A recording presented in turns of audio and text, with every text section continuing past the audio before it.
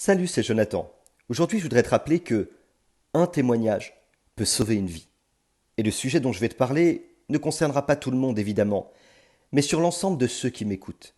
Si ne serait-ce qu'une seule vie est en danger et a besoin d'être restaurée au plus profond de son être, alors ce message a son importance. Je voudrais te parler aujourd'hui des abus physiques, et je parle de maltraitance, mais aussi de tout autre abus. Et c'est avec beaucoup de respect et de sobriété que j'aborderai ce sujet qui, je le sais, est encore tabou aujourd'hui. Il faut faire attention à ce que l'on dit et il faut traiter les sujets avec beaucoup de sobriété. Et c'est pourquoi c'est avec cet esprit-là que je le ferai avec toi. Mais cependant, je ne crois pas qu'il y ait un sujet dont il ne faille pas parler. Tous les sujets peuvent et doivent être abordés, surtout si une personne est en danger et qu'elle peut, au travers d'un simple message ou d'un témoignage, s'en sortir et vivre de nouveau pleinement épanouie. La Bible dit dans le psaume 118, verset 5, du fond de ma détresse, j'ai fait appel à l'Éternel, et il m'a répondu en me faisant échapper au danger.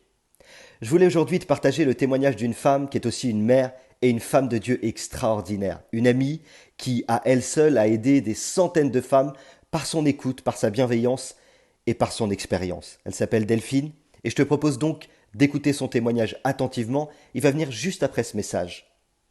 Je voudrais pas te donner de conseils. Le sujet est compliqué et difficile.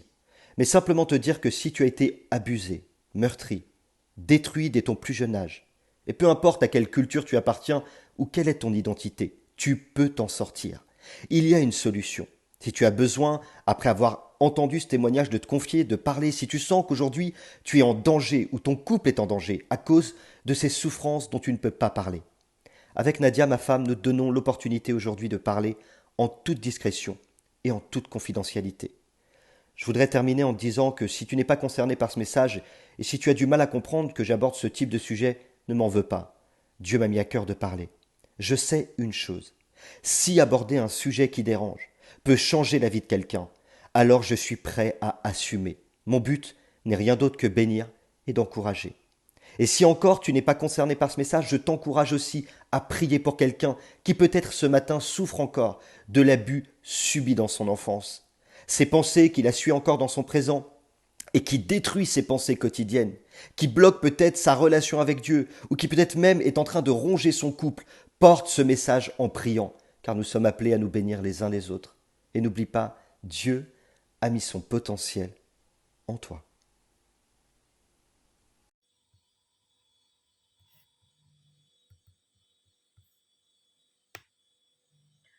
Bonjour, je m'appelle Delphine et aujourd'hui, je te partage un bout de mon témoignage. C'est un sujet assez tabou. Dans ma culture, on n'en parle pas parce qu'on a honte et je crois que beaucoup de femmes ont subi ce que j'ai vécu. Et je pense que ce que je vais te dire là maintenant peut être libérateur pour toi aussi, comme ça l'a été pour moi. Dans mon enfance, j'ai subi des abus physiques. C'est assez violent. Et cette blessure qui s'est faite en moi, eh ben, j'ai grandi avec. Et ça a impacté ma vie. C'est-à-dire que j'étais une jeune femme violente, agressive, colérique. Une jeune femme triste, mal dans sa peau, dépressive. Une jeune femme toujours mélancolique, pas vraiment heureuse. Mais en même temps, j'étais populaire, j'avais beaucoup d'amis, je sortais beaucoup. Euh, D'apparence, ma vie était belle. Mais au fond, ce n'était pas le cas. Et cette blessure vraiment a impacté ma vie au point que je ne supportais pas quand juste on me posait la main sur l'épaule, je ne supportais pas le regard des autres sur moi. Et quand je m'habillais, je mettais souvent des vêtements larges pour me cacher, pour pas qu'on me remarque. Donc je grandis comme ça, avec cette blessure qui prend de plus en plus de place dans ma vie. Puis, je me marie avec un homme extraordinaire. Cependant, ça ne va pas. Dans mon couple, ça ne va pas. On se sent pas bien, je me sens pas bien. Je deviens agressive, colérique envers mon mari. Et durant un temps de louange, je suis incapable de louer Dieu. J'ai la bouche fermée. Je pleure, je ne sais pas pourquoi. Et là, Dieu me dit, tout simplement, Delphine, si dans ta vie ça ne va pas, c'est par rapport à cette blessure-là, par rapport aux abus du passé. Et là, je tombe de haut. Tu sais, parfois, quand on est en Christ, On marche avec Dieu, on fait un pas, deux pas, trois pas, puis un pas en arrière. Un pas, deux pas, trois pas, et puis encore un pas en arrière. Et ben ma vie, c'était comme ça. Cette blessure me tenait depuis des années et des années. Ça avait complètement impacté ma façon de voir ma vie, ma façon d'être, ma façon d'agir.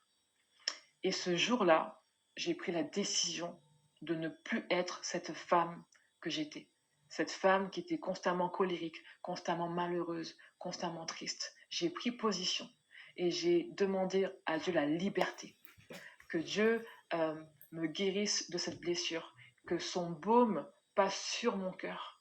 Et à ce moment-là, il s'est passé quelque chose. À ce moment-là, j'ai été libérée.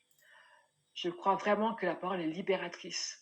Et quand on dit ce qui nous pèse dans notre cœur, quand on se met en marche, en action, il se passe quelque chose.